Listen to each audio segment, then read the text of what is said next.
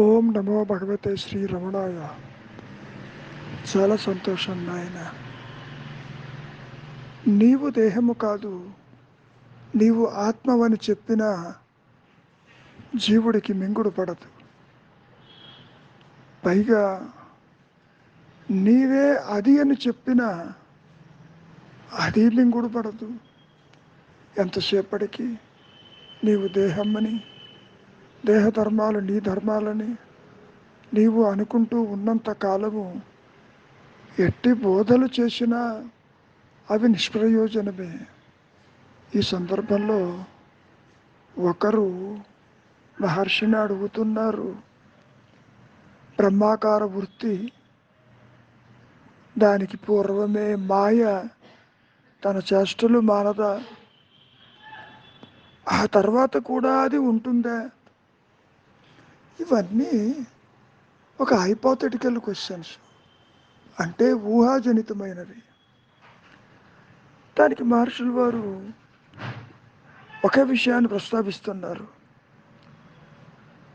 ముందు ఎవరికో చూడు, నేను దేహం అంటున్నాడుగా, అట్టివాడు ఉన్నాడేమో చూడు. అసలు వాసనాక్షయం పితప మాయ ఎక్కడ ఉంటుంది? కర్తృత్వం ఉంటే మాయ ఉంటుంది, పరిమితత్వం ఉంటే మాయ ఉంటుంది, ద్వైతం ఉంటే మాయ ఉంటుంది, మరి అన్యత్వం ఉంటే జనన మరణాలు ఉంటాయి. ముఖ్యంగా వాసన నాశనానికి బ్రహ్మైక్య బోధకు మధ్యలోనే మాయ ఉంటుంది. అంటే స్వరూప జ్ఞానమందు నేను ఉన్నానన్న ఎరుక యందు సృష్టి ఎక్కడ, మాయ ఎక్కడ, జీవుడెక్కడ, జగత్తెక్కడ, జనన మరణాలు ఎక్కడ? మనం ఎన్ని రకాలుగా చెప్పుకున్నా ఇంకా ప్రశ్న అడుగుతూనే ఉన్నారు. పరబ్రహ్మలో ఐక్యం తర్వాత కూడా మరి ఈ ప్రపంచము, ఈ సంసారము, ఈ దేహము ఇది బాధిస్తుందా లేదా అంటున్నారుగా. మరి ఏం చెబుతారు మహర్షులు వారు? ముందు నీవెవరివో తేలిపోని ఆ బ్రహ్మాకార వృత్తి కానీ అవసరమైతే ఇదిగో ఈ ప్రశ్న అప్పుడు అడుగు, ఇప్పుడు అడిగి ప్రయోజనమేంటి? ప్రయోజనం లేదుగా. ఇంకోటి ఏమని అడుగుతున్నావు? పరిమితత్వాన్ని, వ్యక్తిత్వాన్ని అట్టి పెట్టుకుని సత్యాన్ని, ఆ బ్రహ్మాకార వృత్తిని తెలుసుకోగలవా అంటున్నావు. ఒక విషయాన్ని నీవు బాగా గుర్తుపెట్టుకో, నీవు నీ మనస్సు వేరుగా ఉన్నయ్యా. రెండు నేనులు ఉన్నయ్యా. ఒక నేను ఇంకో నేనుని తెలుసుకోవటానికి ఉన్నది ఒకటే నేను, ఉన్నది అహంస్ఫురణ. మరి లేనిదో జీవభావన, జగద్భావన, పరిమితమైన కర్తృత్వము, దేహాత్మబుద్ధి అటువంటివి లేవు. ఆత్మని విడిచిలేవు. విడిగా చూస్తే అసలు సృష్టే లేదు కదా. బ్రహ్మాకార వృత్తి అంటే అర్థమేమిటి? మామూలుగా చిత్తవృత్తులు లాంటిది కాదు. నేను ఉన్నానన్న అహంస్మరణతో కూడుకుని ఉన్నటువంటి ఏకైక సత్యస్థితే ఆ బ్రహ్మాకార వృత్తి. పైగా ఈ వ్యక్తిత్వాన్ని తెలుసుకున్నట్టుగా ఇంద్రియాల ద్వారా, మనస్సు ద్వారా నీవు ఆ పరబ్రహ్మని, ఆత్మస్వరూపాన్ని, జ్ఞానస్వరూపాన్ని తెలుసుకోగలమా అని అడుగుతున్నావు.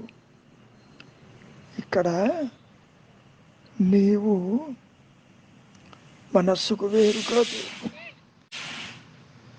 నీవే ఆత్మవై ఉంటూ నాకు తెలియదని అంటున్నావు. అంటే దేహాత్మబుద్ధి కలిగిన పరిమితమైన ఈ మాయా నేను ఉన్నదేమో చూడు. ముఖ్యంగా అజ్ఞానం అనేది అదృశ్యమైతేనే కానీ నీ సహజత్వము దానంతటది అనుభవానికి వస్తుంది సుమ. అది ఒక విజ్ఞాన విషయంగా మటుకు రాదు. అంటే నీ మనస్సుకి, బుద్ధికి అది అందదు. అవస్థాత్రయములకు కూడా అందదు. ఒక్క విషయాన్ని బాగా గుర్తుపెట్టుకోండి. వ్యక్తిత్వాన్ని నిలబెట్టుకుంటూ పరిమితమైన జీవభావనతో ఆ పరబ్రహ్మని, ఆ ఆత్మస్వరూపాన్ని, ఆ జ్ఞానస్వరూపాన్ని గుర్తించటం అంటూ జరగదు. మనం ఎన్నోసార్లు చెప్పుకున్నాం. తురీయంలోనేమో ఆత్మస్థితి ఉంటుంది, దేహాత్మ బుద్ధి ఏమో ఈ మాయలో జీవభావన కలిగి అవస్థాత్రయములతో కొట్టుమిట్టాడుతూ జరడ మరణాలలో దొర్లుతూ ఉంటుంది ఈ మాయాజనితమైన అహంకారం. అందుకనే మహర్షి ఏమంటున్నారు, నేను నాది అని అంటున్నావు కదా, ఆ నేను ఉందేమో చూడు, చూడవలసింది నీవే. నేను ఎంత చెప్పినా ప్రయోజనము లేదు. నీవు ఆత్మవేనని, నీవు జ్ఞానానివని చెప్పి ప్రయోజనం లేదు. అది ప్రకాశిస్తున్నప్పటికీ నీ మనస్సు, నీ వ్యక్తిత్వము ఇంద్రియాలకి బానిసై ప్రపంచము సత్యముగా, దేహము నిత్యముగా నీవు భావిస్తున్నంత కాలము మరి వాసనలు వెంటాడుతూనే ఉంటాయి కదా. ఇవన్నీ నీవు తెచ్చుకున్నటువంటి ప్రారంధ కర్మ విశేషాలే తప్ప మరొకటి కాదు. కర్త ఉంటే కర్మ ఉంటుంది, కర్మ ఉంటే ప్రారంధం ఉంటుంది, ప్రారంధం ఉంటే జన్మ ఉంటుంది. ఇవన్నీ మాయలో చెప్పుకునే కొన్ని విశేషాలే తప్ప సత్యపరంగా నేను ఉన్నానన్న ఎరుక మాత్రమే సత్యమై, నిత్యమై, ఏకమై, అనంతమై, అద్వితీయమై, అది పరిధులు లేక తనకు తానుగా ప్రకాశిస్తూ ఉంటుంది.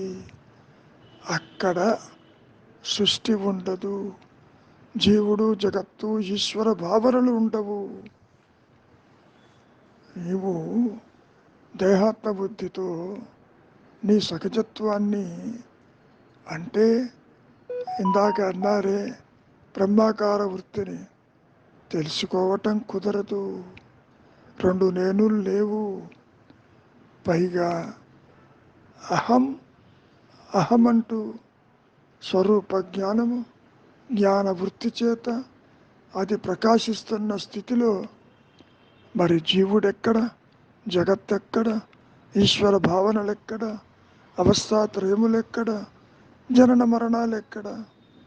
ఇదే విషయాన్ని మరొక సందర్భంలో మహర్షుల వారిని సూటిగా అడగటం జరిగింది. What is the benefit of self realisation? ఆత్మ ప్రకాశం వల్ల నాకేమిటి లాభము, నాకు ఒరిగేది ఏమిటి అని అడిగినప్పుడు, మరి నీవు పుట్టావనుకుంటున్నావుగా, జనన మరణాలు ఉండయని అనుకుంటున్నావుగా, అటువంటిది ఏది ఉండదు. నిజానికి నేను పుట్టలేదని తెలుసుకోవటమే ఈ మాయ యొక్క, సృష్టి యొక్క ప్రయోజనము. అహంకారము ఆది నుంచి తృణీకరించబడిందన్నారు, జీవాత్మ భావనే లేదన్నారు, ఏనాడు చిచ్చడ గ్రంథి అంటూ తల ఎత్త లేదన్నారు. ఉన్నది ఆత్మేను, ఆత్మగన్యంగా ఏదీ లేదు. ఉన్నానన్న ఎరుక మాత్రమే సత్యమై, నిత్యమై, ఏకమై, అనంతమై, తురీయమై, తనకు తానుగా పరిధులు లేక ప్రకాశిస్తున్న స్థితి నీ స్వరూపమని గ్రహించటానికి మరి మార్గం ఎందుకు?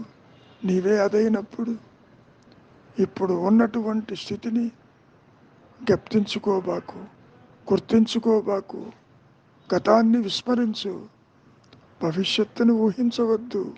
మౌనానికి రా, నిశ్చలత్వానికి రా.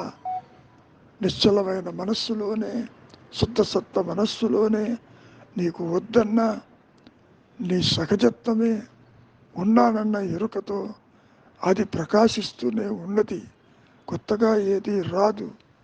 పైగా ఈ ద్వైతం పోతే అది వస్తుంది అనుకుంటున్నావు, అటువంటిది ఏదీ లేదు. తెర మీద బొమ్మలు పడినా పడకపోయినా తనకు ఏ ఇబ్బంది లేదు. అదేవిధంగా నేను ఉన్నానన్న జ్ఞానానికి అహంకారము పుట్టినా పుట్టకపోయినా ఏ ఇబ్బంది లేదు. అంటే దేహాత్మ బుద్ధితో దేహంతో ఉంటూ కూడా స్వరూప జ్ఞానంగా ఉండవచ్చును, అది లేకుండా కూడా ఉండవచ్చును. ఇవన్నీ భావనలే కదా. అదే మహర్షి చెప్పింది, భావశూన్య సద్భావ సుస్థితి అన్నారు. మంచిది, మౌనమే నీ సహజత్వము.